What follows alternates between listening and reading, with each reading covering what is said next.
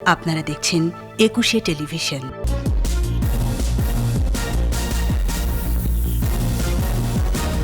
স্বপ্নের পদ্মা সেতুর স্প্যান বসানো শেষ, চলছে রেল ট্র্যাক, রেলিং ও বিভিন্ন সেবা নিশ্চিতের কাজ। বিএনপির আশকারায় বঙ্গবন্ধুর ভাস্কর্য অবমাননা, বললেন ওবায়দুল কাদের। উগ্রবাদের বিরুদ্ধে কঠোর হুঁশিয়ারি। করোনায় দেশে আরও 19 মৃত্যু, টিকা কিনতে সদস্য দেশগুলোকে $900 কোটি দেবে এডিবি। ঘন কুয়াশায় জবুথবু জনজীবন, বেড়েছে শীত বস্ত্রের কেনাকাটা, আসছে শৈত্যপ্রবাহ। কূটনৈতিক পাড়ায় চলছে অবৈধ সিএনজি, ঠাসাঠাসি করে যাত্রী পরিবহন, ছিনতাই ডাকাতির অভিযোগ।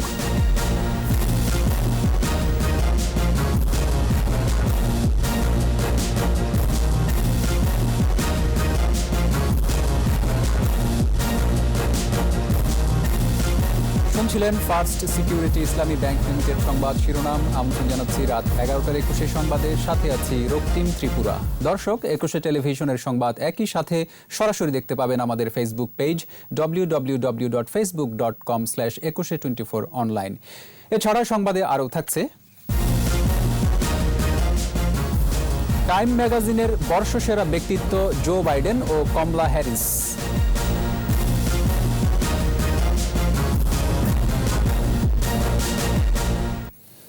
পদ্মা সেতুর মূল কাঠামো এখন দৃশ্যমান, তবে এখনও বাকি নানান কাজ। এর মধ্যে রয়েছে রেল ট্র্যাক, রেলিং বসানো ও বিভিন্ন সেবা নিশ্চিত করার খুঁটিনাটি কাজ।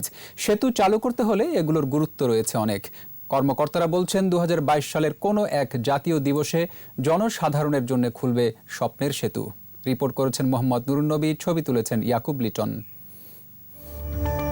প্রকৌশলগত ও প্রাকৃতিক জটিলতা ছাড়াও নানান চ্যালেঞ্জে ভরা পদ্মা সেতুর প্রকল্পের বাস্তবায়ন। স্টিল স্ট্রাকচার বসানোর কাজটাতেই ছিল সবচেয়ে বড় চ্যালেঞ্জ। সবকিছু মোকাবেলা করে শেষ হলো স্প্যান বসানোর কাজ। এবার দ্বিতলে সেতুর যানবাহন ও রেল চলাচলের উপযোগী করতে কাজ শুরু হবে। জটিল না হলেও গুরুত্বপূর্ণ এই পর্বের কাজও। মূল সেতুর 6.15 কিলোমিটার এবং ভায়াডাক্ট মিলে দৈর্ঘ্য 9.83 কিলোমিটার। সব মিলিয়ে সেতুতে বসবে 30 কিলোমিটার রেলিং। বেশ আগে থেকেই স্প্যানের উপর স্ল্যাব বসানো শুরু হয়েছে। রোডওয়ে স্ল্যাব বসবে 2917টি, এর মধ্যে বসেছে 1285টি। রেলওয়ে স্ল্যাব বসবে 2959টি, বসেছে প্রায় 60%। স্ল্যাবের পর দেওয়া হবে ইমপ্রিভিয়াস মেমব্রেন ও বিটুমিনাস লেয়ার, বসাতে হবে ট্রাফিক সিগন্যালও। হয়তো এই তুলনায় বড় জায়ান্ট কাজ না, বাট ভেরি ইম্পর্টেন্ট কাজ, বেশি হাইলি টেকনিক্যাল কাজ। 4 লেন হাইওয়ে হবে এবং উইথ 2 ব্রেকডাউন লেন, আসলে 6 লেন। তো এটার জন্য আমরা স্ল্যাব বসাবো। আমাদের স্ল্যাবগুলো বানানো আছে। স্প্যান হিসাবে বলি, আমাদের 41টার মধ্যে 18টা হয়ে গেছে, আরো 23টা বাদ আছে। রোডওয়ে ডেক বসানোর পর ওখানে আবার ইমপারভিয়াস একটা মেমব্রেন বসবে, তার উপরে 70 মিলিমিটার বিটুমিনাস লেয়ার করা হবে, দুই পাশে আবার প্যারাফেট ওয়াল করা হবে। তো এগুলো তো কিন্তু অনেক কাজ। এছাড়াও বসবে বিদ্যুৎ line, gas line, telephone line, street light সহ বিভিন্ন সেবা সংযোগ। উদ্বোধনের কমপক্ষে 6 থেকে 7 মাস আগে মূল সেতুতে শুরু করা হবে রেলওয়ে ট্র্যাক বসানোর কাজ। ডেটের অ্যাটলিস্ট 6 থেকে 7 মাস পূর্বে আমাদেরকে রেল ট্র্যাকের কাজটা শুরু করার সুযোগটা দিতে হবে, যাতে আমরা একই সময়ে যাতে আমাদের কাজটা শেষ করতে পারি। চাইলে তো ওভারনাইট করা যায় না সব কাজ। এগুলো তো ধীরস্থিরে 100 বছরের একটা প্রকল্প। এটা অন্য যে কোনো প্রকল্প থেকে এখানে কোয়ালিটি কন্ট্রোল অনেক বেশি হাই। এটার লাইফ হবে 100 বছর, যার জন্য কোয়ালিটি কন্ট্রোল বাংলাদেশের অনেক প্রজেক্টেই এরকম কোয়ালিটি কন্ট্রোল করা হয় না। করোনা মহামারীতে এখনো শতভাগ জনবল দিয়ে কাজ করা যাচ্ছে না, বলছেন প্রকল্প সংশ্লিষ্টরা। তারপরও আশা, ঠিক সময়ে চালু হবে স্বপ্নের সেতু। এপার ওপার যুক্ত হয়েছে পদ্মায়, শেষ হয়েছে মূল অবকাঠামো নির্মাণের কাজ, কিন্তু যানবাহন এবং রেল চলাচলের জন্য এখনো অনেক কর্মযোগ্য বাকি। সুবিধা হলো স্প্যান বসানোর সময় যেরকম প্রাকৃতিক প্রতিকূলতা ছিল, এই বাকি কাজগুলো শেষ করার জন্য সেরকম কোনো প্রতিবন্ধকতাই থাকবে না। সব কিছু ঠিক থাকলে 2021 সালের ডিসেম্বর নাগাদ এই কাজগুলো শেষ হবে এবং 2022 সালে সুবিধাজনক কোনো সময়ে প্রধানমন্ত্রী শেখ হাসিনা এই সেতুটি জনসাধারণের চলাচলের জন্য উন্মুক্ত করবেন বলে মনে করছেন প্রকল্প সংশ্লিষ্টরা। মোহাম্মদ নুরুন্নবী, একুশে টেলিভিশন, মাওয়া, মুন্সিগঞ্জ। বিএনপির আশকারা প্রশ্রয় আর পৃষ্ঠপোষকতা পেয়ে সাম্প্রদায়িক গোষ্ঠী বঙ্গবন্ধুর ভাস্কর্য অবমাননার মতো অপরাধ করেছে বলেছেন আওয়ামী লীগের সাধারণ সম্পাদক ওবায়দুল কাদের। বিএনপি দেশে উগ্রবাদের জন্ম দিয়েছিল জানিয়ে তিনি বলেন, সে বিষবৃক্ষ তারাই লালন পালন করেছে। প্রণব চক্রবর্তীর রিপোর্ট। ধানমন্ডিতে আওয়ামী লীগ সভাপতির রাজনৈতিক কার্যালয়ে বিভিন্ন ধর্মীয় ও স্বেচ্ছাসেবী প্রতিষ্ঠান এবং দেশের প্রতিটি বিভাগীয় সদর দপ্তরে করোনা সুরক্ষা সামগ্রী বিতরণ করে আওয়ামী লীগের ত্রাণ ও সমাজ কল্যাণ উপকমিটি। ভিডিও কনফারেন্সে এতে যুক্ত হন আওয়ামী লীগ সাধারণ সম্পাদক ওবায়দুল কাদের। এ সময় তিনি বলেন, বিএনপির আশকারাতেই বঙ্গবন্ধুর ভাস্কর্য ভাঙচুরের সাহস দেখিয়েছে সাম্প্রদায়িক গোষ্ঠী। দেশ থেকে মুক্তিযুদ্ধের চেতনা মুছে দিতে ধর্মীয় উগ্রবাদের সৃষ্টি করেছিল, লালন পালন করেছিল যে বিষবৃক্ষকে, সেটাই আজকে ডালপালা বিস্তার করেছে। বিচার তো করেইনি, তাদের আশকারা প্রশ্রয় পৃষ্ঠপোষকতা পেয়েই সাম্প্রদায়িক গোষ্ঠী আজ বঙ্গবন্ধুর ভাস্কর্যের অবমাননার মতো দুঃসাহস দেখাতে পারে। বিএনপি গণতন্ত্রের কথা বললেও তাদের মুখে একথা মানায় না। দেশে যে উগ্রবাদের সৃষ্টি হয়েছে তা তাদেরই সৃষ্টি। মানবাধিকার লঙ্ঘনের দায়ে সরকারকে নাকি কাঠগড়ায় দাঁড়াতে হবে। বিএনপি মুখে মানবাধিকারের কথা, ভূতের মুখে রাম রাম ধ্বনির মতো। আমি বিএনপিকে আয়নায় নিজেদের চেহারা দেখার আহ্বান জানাচ্ছি। দলীয় সিদ্ধান্ত যারা অমান্য করেছে বা দলের বিরুদ্ধে বিদ্রোহ করেছে, আগামীতে স্থানীয় সরকার মনোনয়নের ক্ষেত্রে তাদের বিষয়ে সতর্ক থাকতে দলীয় নেতাদের নির্দেশ দেন ওবায়দুল কাদের। প্রণব চক্রবর্তী, 21 টেলিভিশন, ঢাকা। 24 ঘন্টায় কোভিড-19 দেশে আরও 19 জনের মৃত্যু হয়েছে। এ নিয়ে এ পর্যন্ত মৃত্যু 6,986। স্বাস্থ্য অধিদপ্তরের সংবাদ বিজ্ঞপ্তি বলছে, সংক্রমণের 279তম দিনে 24 ঘন্টায় অ্যান্টিজেন টেস্ট সহ 16,323 জনের নমুনা পরীক্ষায় শনাক্ত হয়েছে 1,884 জন। মোট শনাক্ত 4,87,849। নতুন 3,866 সহ সুস্থ হয়েছে 3,14,318 জন। 24 ঘন্টায় প্রতি 100টি নমুনা পরীক্ষায় শনাক্তের হার 11.54। মৃত্যু হার 53.72%। এ পর্যন্ত 140টি ল্যাবে করোনা পরীক্ষা হয়েছে 29,44,252 জনের। করোনার ভ্যাকসিন সংগ্রহ ও বিতরণে সদস্য দেশগুলোকে 900 কোটি মার্কিন ডলার সহায়তা দেবে এশীয় উন্নয়ন ব্যাংক এডিবি। সংস্থাটির ম্যানিলা সদর দপ্তরে এক সংবাদ বিজ্ঞপ্তিতে জানানো হয়, করোনায় এখন পর্যন্ত এশিয়া প্রশান্ত মহাসাগরীয় অঞ্চলে 1,43 লাখ মানুষ সংক্রমিত হয়েছে। মারা গেছে কমপক্ষে 2 লাখ মানুষ। করোনার প্রভাবে চলতি বছর এই অঞ্চলের জিডিপি 0.4% সংকুচিত হওয়ার আশঙ্কা করে এডিবি। বলছে, চ্যালেঞ্জ মোকাবেলার পাশাপাশি সদস্য দেশগুলোর অর্থনৈতিক পুনরুদ্ধারে বড় ভূমিকা রাখতে নতুন এই প্রকল্প সহায়তা করবে।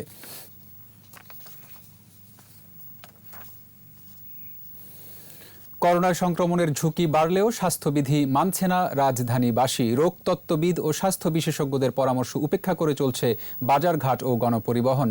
রাজধানীর বিভিন্ন জায়গা ঘুরে এসে আরও জানাচ্ছেন মিনালা দিবা। রাস্তাঘাট, হাটবাজার, মার্কেট, গণপরিবহন, এমনকি ট্রেনে পর্যন্ত মাস্ক পরে না অধিকাংশ মানুষ। আবার অনেকে মাস্ক পরছে, তবে সঠিকভাবে নয়। রাজধানীর কমলাপুর রেল স্টেশন, অনেকেই মাস্ক ঝুলিয়ে রেখেছেন। মাস্ক না পরার নানা অজুহাত তাদের।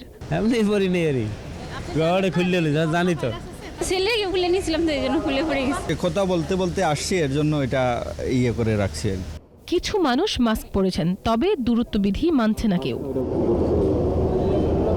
একই অবস্থা কারওয়ান বাজারে। করোনা সংক্রমণের ঝুঁকি থাকা সত্ত্বেও বেশিরভাগ ক্রেতা বিক্রেতার মুখে মাস্ক নেই। গা ঘেঁষে দাঁড়িয়েই কেনাবেচা চলছে।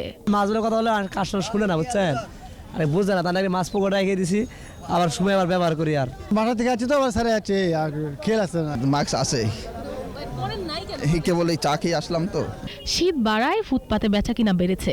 অধিকাংশের মুখেই মাস্ক নেই। একটু ব্যস্ত ছিলাম তো, এই কারণে পরা হয়নি। মাস্ক আছে না, ভালো লাগে।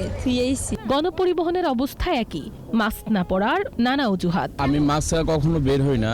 আজকে মাস্ক কিনবো, কিন্তু আজকে মাস্ক গাড়িতে উঠানোর জন্য কিনতে পারিনি। ভুলে রাখছি, আরো দেখেছি যে খুলছি যে পরিবারের সাথে থেকে। মিনালা দিবা, 21 টেলিভিশন, ঢাকা। অগ্রহায়ণ যায় যায় করছে, আসছে পৌষ, তবে এর আগেই প্রকৃতি ছেয়ে গেছে ঘন কুয়াশায়। অনুভূত হচ্ছে শীত, বেড়েছে শীতবস্ত্র বেচা কেনা। আবহাওয়া অধিদপ্তর বলছে চলতি মাসের 17 ও 18 ডিসেম্বর মৌসুমের প্রথম শৈত্যপ্রবাহ বয়ে যেতে পারে, হতে পারে হালকা বৃষ্টি। রাসেল খানের রিপোর্ট। দিনভর সূর্যের দেখা নেই, অগ্রহায়ণের শেষ সপ্তাহে ঘন কুয়াশা, সাথে হিমেল হাওয়া। শীতের তীব্রতা বাড়ায় অনেকটাই জুবুথুবু জনজীবন। শীতের প্রকোপে বেড়েছে শীতবস্ত্র কেনাবেচা। আজকে খুব ঠান্ডা পড়েছে, তো তাই শীতের কাপড় কেনার জন্য এসেছি। হঠাৎ করে শীতটা পড়ছে, তো এই কারণে দামটা একটু বেশি। যেই মালটা আমরা বিক্রি করতে আছি এখন শোরুমের সাথে হাফ দামে বিক্রি করতে আছি, এই হিসাবে মানুষ নিচ্ছে। রংপুরে দুদিন ধরে সূর্যের আলো নেই। পঞ্চগড়ে সন্ধ্যা নামার সাথে সাথে বাড়ছে শীত কামড়, সেই সাথে ঘন কুয়াশা।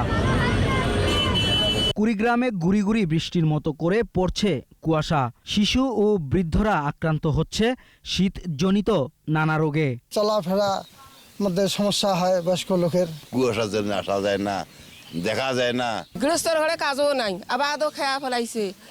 সোয়াবার যে শীতের যে কাপড় চাপড় কিনবো তাইও নাই। সিরাজগঞ্জে খড়কুটো জ্বালিয়ে শীত নিবারণের চেষ্টা করছেন নিম্নআয়ের মানুষ। আবহাওয়া অধিদপ্তর বলছে এ মাসে আসছে শৈত্যপ্রবাহ। উত্তরাঞ্চলে তাপমাত্রা 10 ডিগ্রি সেলসিয়াসের নিচে নেমে আসতে পারে বলে পূর্বাভাস রয়েছে। রাসেল খান, 21 টেলিভিশন, ঢাকা। এবার আমাদের বিশেষ আয়োজন জনদুর্ভোগ।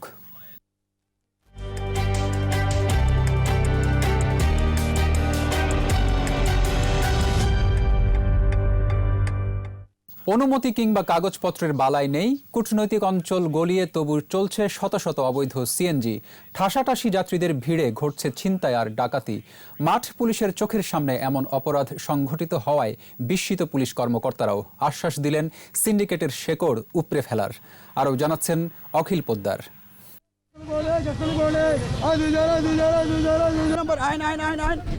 ঘটনাস্থল আমেরিকান দূতাবাসের ঠিক সামনে। প্রাইভেট লেখা এসব সিএনজিতে হেঁকে ডেকে যাত্রী তোলা হয় সকাল থেকে গভীর রাত অবধি। করোনা উপেক্ষা করেই 6 থেকে 7 জনকে বসানো হচ্ছে ঠাসাঠাসি করে। যাত্রীদের কেউ কাউকেই চেনেন না, এই সুযোগে সক্রিয় ডাকাত সিন্ডিকেট। দূতাবাস পাড়ায় অননুমোদিত আর ভুয়া নেমপ্লেটযুক্ত এসব সিএনজির নেপথ্যে আছে বড়সড় গডফাদার। ছিনতাইয়ের শিকার সিএনজি যাত্রীদের অধিকাংশই কর্মজীবী নারী। দুর্ঘটনার পর তাই নিজের মতো করেই চেপে যান ডাকাতির ঘটনা। কান থেকে দেখা যায় অনেক সময় কানের জিনিসও নিয়ে দৌড় মারতেছে, গলার থেকে চেনও নিয়ে দৌড় মারতেছে। 2 জন পুরুষ বসে, একজন মহিলা, আমরা বসলাম। দেখা গেছে হাত দিয়ে চাপ মারবো, নাইলে ওইদিকে ধাক্কা দিব। আমি কাকুলিতে বেতন পাওয়ার পরে 1 সপ্তাহ আগে আমার টাকাগুলো নিয়ে গেছি। সিএনজিরাই ছিনতাইকারীর সাথে হাত থাকে, জড়িত থাকে। 5 জন 6 জন করে উঠছি। এই করোনা কালে এটা একেবারে অ্যাকসেপ্টেবল না। আমি জানি না কে কোত্থেকে এসছে। সেকেন্ড হচ্ছে এই যে আমার 2 দিকে 2 জন উঠছে, কে উঠছে? আমি কি তাকে চিনি? এটা তো আমেরিকান এম্বাসির জায়গার মতো থাকা উচিত না। এখানে পুরাই আইন শৃঙ্খলা বাহিনী জড়িত আছে। ঘটনা সম্পর্কে ওয়াকিবহাল গুলশান পুলিশ। মূলত এই সিএনজিগুলোর মাধ্যমে তারা যাত্রী বেশে তারা এখানে যাত্রীদেরকে নিয়ে বিভিন্ন জায়গায় যেয়ে তারা ছিনতাই করত। এখানে যারা ট্রাফিক বিভাগ রয়েছে তাদের সাথে মিলে আমরা একটি সমন্বিত অভিযানের মাধ্যমে এই যে অবৈধ যে সিএনজি চক্র তারা যাতে এখানে সক্রিয় না হয় এবং এই এলাকা থেকে তাদেরকে বিতাড়িত করার জন্য যা যা পদক্ষেপ নেওয়া দরকার সেটা আমরা অবশ্যই গ্রহণ করব। দিনে রাতে ছিনতাইয়ের ঘটনায় ক্ষুব্ধ সাধারণ যাত্রী। হলিআটিজানের মতো একটা ভয়ঙ্কর ঘটনা ঘটে গেল, যেটার জন্য কিন্তু আমাদের দেশের অনেক ক্ষতি হয়েছে, যেটা আমাদের দেশকে রিপ্রেজেন্ট করে বাইরের দেশে। এই জায়গাটার প্রতি আসলে আমাদের আরও বেশি কঠিনভাবে নজর দেওয়া উচিত। গুলশান, বনানী, বাড়িধারা সহ আশপাশের ডিপ্লোম্যাটিক জোনগুলোতে এরকম অবৈধ সিএনজি চলছে 250 থেকে প্রায় 300। দিনে যেমন তেমন, রাতের বেলা এরাই আবার হয়ে ওঠে ভয়ঙ্কর সন্ত্রাসী।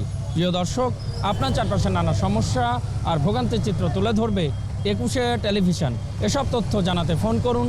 21 টেলিভিশনে পৌঁছে যাব আমি অখিল পোদ্দার। আর 21 টেলিভিশনের ক্যামেরা আপনাদের দুর্ভোগ দুর্দশায় সবসময় পাশে আছে। 21 টেলিভিশন। সময় হলো বিরতির। নো মাস্ক নো সার্ভিস বিধি মেনে চলুন, সুস্থ থাকুন। যখন ফিরছি তখন অন্যান্য খবরের সঙ্গে আরও থাকছে। আরেক দফা বেড়েছে চালের দাম, ভোজ্য তেলের বাজার চড়া, শীতের সবজিতে স্বস্তি।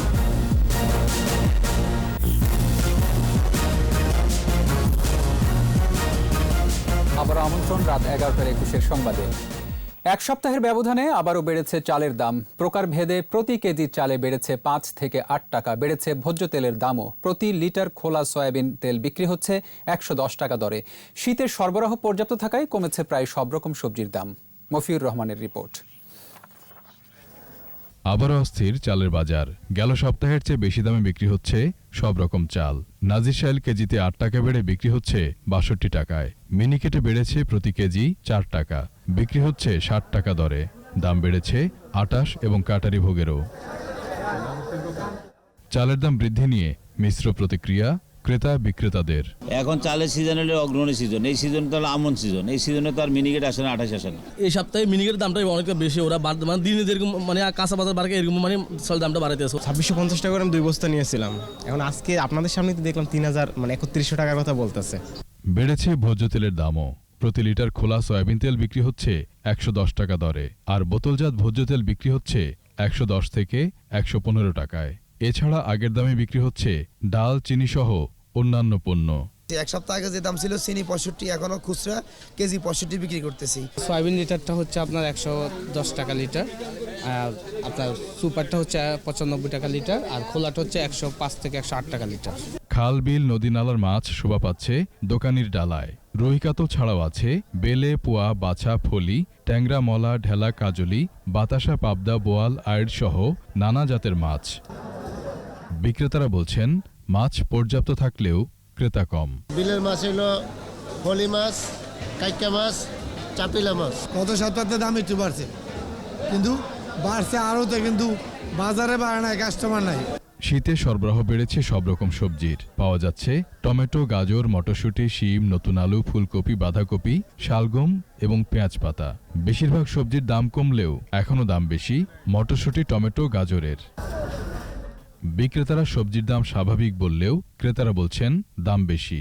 এখন তো সব সবজির দামই কম, যেরকম আমরা আর কম দামে হয় না। আগে যে বাজার দামটা ছিল এখন এই পজিশন যে যা থাকার কথা সেই পজিশনে এখনো আসেনি। এদিকে গেল সপ্তাহের দামে বিক্রি হচ্ছে সব রকম মাংস। মফিউর রহমান, 21 টেলিভিশন, ঢাকা। পাবনার দক্ষিণ রাঘবপুরে দোগাছি ইউপি সদস্য বকুল শেখকে কুপিয়ে হত্যা করেছে দুর্বৃত্তরা।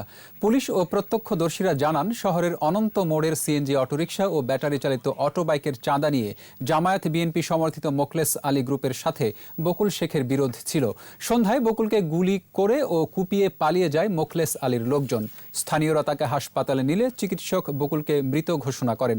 নিহত বকুল সদর উপজেলার দোগাছি ইউনিয়নের 7 নম্বর ওয়ার্ডের সদস্য ও ওয়ার্ড আওয়ামী লীগের যুগ্ম সাধারণ সম্পাদক ছিলেন।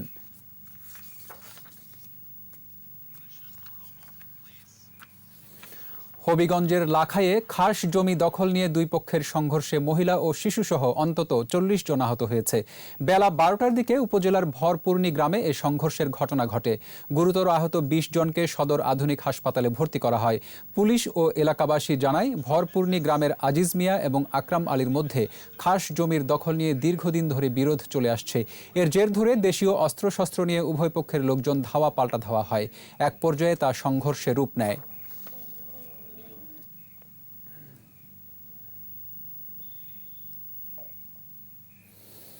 বিজয়ের মাসে আমাদের বিশেষ আয়োজন জয় বাংলা।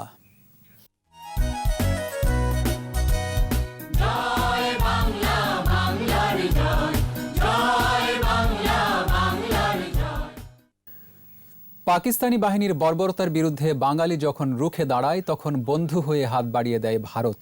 ভিটেমাটি ছাড়া মানুষকে আশ্রয় দেয় বন্ধু রাষ্ট্রটি। আবার বিজয় যখন দ্বারপ্রান্তে, তখন দুই দেশের বাহিনী মিলেই হলো মিত্রবাহিনী। বিজয়ে মিত্রবাহিনী রেখেছে বড় ভূমিকা। গবেষকরা বলছেন, কারো অবদানকেই ঈর্ষা করার সুযোগ নেই। দেরিতে হলেও বিদেশি বন্ধুদের স্বীকৃতি জানানোয় খুশি হলেও এখনও সবাই সম্মাননা না পাওয়ায় আছে আক্ষেপও। রিপোর্টে আরও জানাচ্ছেন মোহাম্মদ নুরুন্নবী। পাকিস্তানিদের বর্বরতা, নির্বিচারে গণহত্যা। 25শে মার্চ কাল রাত। জাতির পিতার স্বাধীনতার ঘোষণা, বাঙালি ঝাঁপিয়ে পড়ে মুক্তিযুদ্ধে। বন্ধু হয়ে পাশে দাঁড়ায় ভারত। লাখ লাখ সহায় সম্বলহীন মানুষকে আশ্রয় দেয় দেশটি। ইন্দিরা গান্ধীর নেতৃত্বে ভারত সরকার শরণার্থী বাঙালিদের খাইয়ে পরিয়ে বাঁচিয়ে রাখে। সীমান্তের ওপারে মুক্তিযোদ্ধাদের প্রশিক্ষণ, অস্ত্র ও গোলাবারুদ সরবরাহ করে বন্ধু দেশটি। মার্চ থেকে ডিসেম্বর দেশের ভেতরে চলে গেরিলা যুদ্ধ।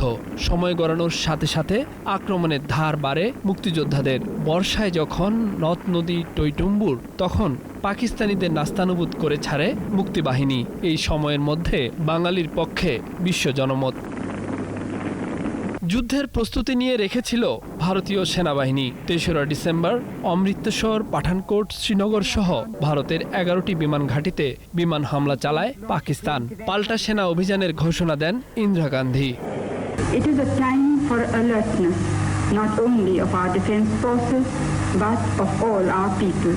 ভারতের পূর্বাঞ্চলীয় commander lieutenant general Jagjit Singh অরোরার অধিনায়কত্বে ঘোষিত হয় বাংলাদেশ ভারত যৌথ সামরিক কমান্ড। একই সঙ্গে চলে সামরিক অভিযান। একের পর এক শহর দখল করে ঢাকার দিকে এগিয়ে যায় মিত্রবাহিনী। বিজয়ের ঠিক আগে ২ সপ্তাহ চলে তীব্র যুদ্ধ। লক্ষ্য ঠিক করা হলো ১৩ই ডিসেম্বর ঢাকাকে যৌথ কমান্ডের নিয়ন্ত্রণে নেয়া। মিত্রবাহিনীর যে অবদান সেটা কিন্তু একেবারে শুরু থেকে শুরু। ১ তারিখ বা ২ তারিখ আপনার এপ্রিল মাসে তখনই কিন্তু মিত্রবাহিনীর সাথে আমাদের দেখা হয়। এটা একটা যৌথ কর্মকাণ্ড ছিল, এখানে কোনো ঈর্ষার স্থান নাই। যে আমরা বাঙালি যারা ছিলাম তাদের জন্য আমরা বিজয়ের পতাকাটা প্রথম আমরাই নিয়ে এসেছিলাম। ১৬ তারিখ ফরমালি ভারতীয়রা প্রবেশ করেছে। হানাদারদের আশা শেষ হয়ে যায় ১৫ই ডিসেম্বর। ১৬ই ডিসেম্বর ঢাকার রেসকোর্স ময়দানে পাকিস্তানি সেনাদের আত্মসমর্পণের মধ্য দিয়ে জন্ম হয় স্বাধীন বাংলাদেশের। বিজয় মিছিলে জয় বাংলা স্লোগান। মুক্তিযুদ্ধে ১২০০ ভারতীয় সৈন্য প্রাণ হারায়। এতদিন পরও অনেকেই স্বীকৃতি পাননি, তাই আক্ষেপ আছে এই মুক্তিযোদ্ধা ও মুক্তিযুদ্ধের গবেষকের। আমরা যে কৃতজ্ঞ, আমরা যে অকৃতজ্ঞ জাতি না, এটা প্রমাণ করার প্রয়োজন ছিল এবং এটা কিন্তু আমরা যথাসময়ে করতে পারিনি। বিলম্ব হলেও কিছু করা হয়েছে। ৭১-এ যারা প্রাণ দিয়েছে সেই পরিবারগুলোকে একেবারে আমাদের আপন করে নেওয়া প্রয়োজন। আমি তো মনে করি বিভিন্ন জায়গায় তাদের জীবন কাহিনী থাকা উচিত, তাদের কিভাবে তারা যুদ্ধ করেছে সেই ইতিহাসটা থাকা উচিত। বাঙালির বিজয়ের ইতিহাসে মিত্রবাহিনীর অবদান চির অম্লান হয়ে থাকবে। মোহাম্মদ নুরুন নবী, ২১শে টেলিভিশন, ঢাকা। নিচ্ছি বিরতি। নো মাস্ক নো সার্ভিস বিধি মেনে চলুন, সুস্থ থাকুন। যখন ফিরছি তখন অন্যান্য খবরের সঙ্গে আরও থাকছে। ফাইজারের ভ্যাকসিনের জরুরি অনুমোদনের পরামর্শ স্বাস্থ্য বিশেষজ্ঞদের। বিশ্বজুড়ে আক্রান্ত ৭ কোটি ছাড়ালো। আমন্ত্রণ আবারও রাত ১১টার ২১ সংবাদে। ৭১-এর মতো বঙ্গবন্ধুর ভাস্কর্য স্থাপনের বিরোধিতাকারীদের পরাজিত করা হবে বলে মন্তব্য করেছেন আওয়ামী লীগের প্রেসিডিয়াম সদস্য ও কৃষিমন্ত্রী ডক্টর আব্দুর রাজ্জাক। বলেছেন, মুক্তিযুদ্ধে ৯ মাস রক্তক্ষয়ী যুদ্ধের মাধ্যমে যেভাবে পাকিস্তানি ও তাদের দোসরদের পরাজিত করা হয়েছে, তেমনি ভাস্কর্য বিরোধীদেরও পরাজিত করা হবে। শুক্রবার রাতে শহীদ স্মৃতি পৌর উদ্যানে টাঙ্গাইল হানাদার মুক্ত দিবসের আলোচনার সভায় এসব কথা বলেন তিনি। পরে তিনি সাংবাদিকদের বলেন, ভাস্কর্য ভাঙা সংবিধান অনুযায়ী রাষ্ট্রদ্রোহিতার শামিল। এই আইনেই তাদের বিচার হবে।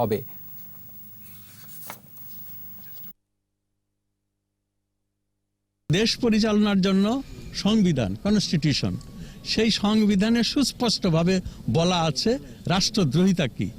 যারা এই ধরনের কথা বলে, এই ধরনের কাজ করে, এটা রাষ্ট্রদ্রোহিতার শামিল। একটা রাষ্ট্রদ্রোহীর যে শাস্তি আইন অনুযায়ী, সেই আইনেই তাদের বিচার হবে। ঢাকা সেনানিবাসে পুনর্নির্মাণ শেষে আনুষ্ঠানিকভাবে উদ্বোধন করা হলো ক্যান্টনমেন্ট বোর্ড জামে মসজিদ। জুম্মার নামাজের আগে এর উদ্বোধন করেন সেনাপ্রধান জেনারেল আজিজ আহমেদ। মসজিদটি আল্লাহু মসজিদ নামে পরিচিত। ১৯৭৪ সালে প্রথম নির্মিত হয় মসজিদটি। সে সময় এখানে ৯০০ মুসল্লির নামাজ আদায় করতে পারতেন। ২০১৯ সালে তা সম্প্রসারণের সিদ্ধান্ত হয়। বর্তমানে এ মসজিদের আয়তন ৩২,০০০ বর্গফুট। এখন প্রায় ৩,০০০ মুসল্লি একসঙ্গে নামাজ আদায় করতে পারেন।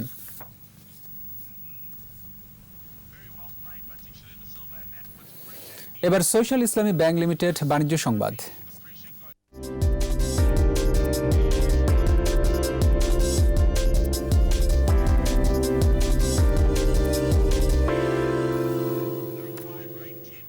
চট্টগ্রামের মিরসরাই ও ফটিকছড়ির দুর্গম পাহাড়ি এলাকায় চাষ হচ্ছে গোলমরিচের। কৃষি বিভাগের আশা, পাহাড়ে গোলমরিচের চাষ বাড়লে দেশের চাহিদা মিটিয়ে রপ্তানি হবে বিশ্ব বাজারেও। বিপ্লব মজুমদারের ক্যামেরায় চট্টগ্রাম থেকে হাসান ফেরদৌসের রিপোর্ট, জানাচ্ছেন মাসুম আল ইসা। চট্টগ্রামের মিরেরসরাই ও ফটিকছড়ির সীমান্তবর্তী পাহাড়ি এলাকায় চাষ হচ্ছে গোলমরিচের। 5 বছর আগে বাণিজ্যিকভাবে গোলমরিচের আবাদ শুরু হয় এ অঞ্চলে। বর্তমানে প্রায় 200 গোলমরিচের বাগান রয়েছে। ফলনও হয়েছে ভালো, দাম ভালো পাওয়ার আশায় বাগান মালিকরা। ফলনটা ভালো হলে তো আমার আর কষ্ট হবে না, আগের মতন আর কষ্ট করা লাগবে না। আমাদের বোঝানো হয়েছে যে আগে এরকম ফল ধরবো, এরকম বিক্রি হইব, এরকম লাভ হইব, তখন থেকে আমরা গাছগুলো লাগাইছি। এখন তো দেখছি আসলে লাভ হইব। উৎপাদন করে বাড়িতে পারলে তো স্বয়ংসম্পূর্ণ, আমরা কোনো টেনশন থাকতো না। গোলমরিচের চারা আনা হয় ভারতের ত্রিপুরা থেকে। কৃষি কর্মকর্তা জানান, রোপণের 3 বছরের মাথায় ফলন আসে। ফলন দেয় 25 বছর পর্যন্ত। একটি পূর্ণবয়স্ক গাছ থেকে বছরে 8 কেজি পর্যন্ত গোলমরিচ পাওয়া যায়। কৃষি সম্প্রসারণ অধিদপ্তরের যারা মাঠ পর্যায়ের কর্মকর্তারা আছে, তারা আপনাকে বিভিন্ন টেকনিক্যাল সহায়তা দিয়ে যাচ্ছে। ক্ষুদ্র নিগোষ্ঠীরা আছে, তারা অনেক পিছিয়ে আছে। তাদের ভ্যালু চেঞ্জ করার জন্য উচ্চমূল্যের যেই আপনার ফসল, সেগুলো বিশেষ করে দরকার, যেটা আপনার গোলমরিচে ব্যাপক সম্ভাবনা আছে।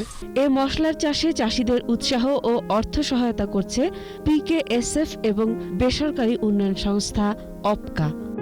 চেষ্টা করছি, আমরা চেষ্টা করছি পুরো পাহাড়ি এলাকায় গোলমরিচ চাষটাকে আমরা সম্প্রসারণ করব এবং কৃষকদের সত্যিকার অর্থে তাদের অর্থ উপার্জন যদি হয়, সত্যিকার অর্থে তারা লাভবান হয়। গোলমরিচের চাষাবাদ বাড়ানো গেলে ভবিষ্যতে তা রপ্তানি করে বৈদেশিক মুদ্রা অর্জন করা সম্ভব বলে মনে করছেন সংশ্লিষ্টরা। Masuma Lisa, 21 television. শেষ করব মানবিক আবেদনের খবর দিয়ে। বনমালী সেন, বয়স মাত্র 7 মাস। ফুটফুটে এই শিশুটির জন্ম কোমরের নিচে টিউমার নিয়ে। বয়স বাড়ার সাথে সাথে বাড়ছে টিউমারটিও। জরুরি ভিত্তিতে অপারেশন করার পরামর্শ দেন চিকিৎসক। দিনমজুর বাবার সামর্থ্য নেই চিকিৎসা করানোর। তিনি সরকারের সংশ্লিষ্ট দপ্তর ও সমাজে বিত্তবানদের কাছে সহযোগিতা চেয়েছেন। ঠাকুরগাঁও প্রতিনিধি SM জসিমউদ্দিনের রিপোর্ট, জানাচ্ছেন মুশফিকা নাজনীন।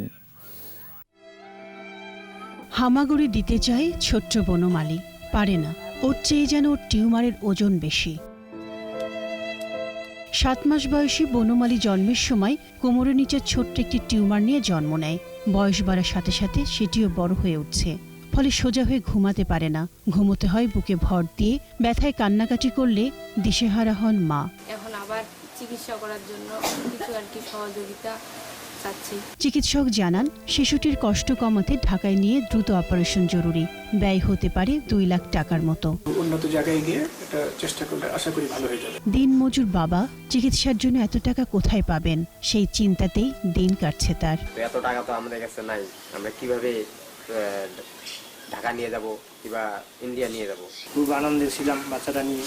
এখন বাচ্চাটা যে অবস্থা, আমার মনে করে এখন সবসময় চিন্তার মধ্যে আছে। এরা হচ্ছে গরিব মানুষ, যদি আর্থিক কোনো সাহায্য পাওয়া যায় তাহলে বাচ্চারা চিকিৎসা করতে পারবে। এই কষ্ট থেকে যেন বাচ্চাটা ভালো হয়ে যায়। শিশুটির চিকিৎসার জন্য বিকাশ নাম্বার 01751460648-এ আর্থিক সহযোগিতা পাঠানো যাবে।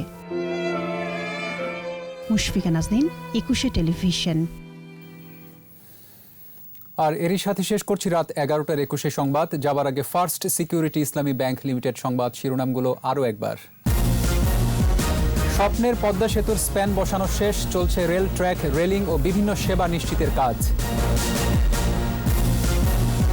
বিএনপির আশকারায় বঙ্গবন্ধুর ভাস্কর্য অবমাননা, বললেন ওবায়দুল কাদের। উগ্রবাদের বিরুদ্ধে কঠোর হুঁশিয়ারি। করোনায় দেশে আরও 19 মৃত্যু, টিকা কিনতে সদস্য দেশগুলোকে $900 কোটি দেবে এডিবি। ঘন কুয়াশায় জবুথবু জনজীবন, বেড়েছে শীতবস্ত্রের কেনাকাটা, আসছে শৈত্যপ্রবাহ। কূটনৈতিক পাড়ায় চলছে অবৈধ সিএনজি, ঠাসাঠাসি করে যাত্রী পরিবহন, ছিনতাই ডাকাতির অভিযোগ।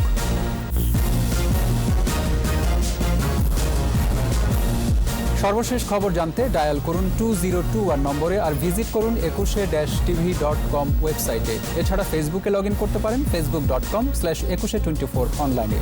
পরের সংবাদ রাত 1টায় দেখার আমন্ত্রণ রইল। স্বাস্থ্যবিধি মেনে চলুন, সুস্থ থাকুন।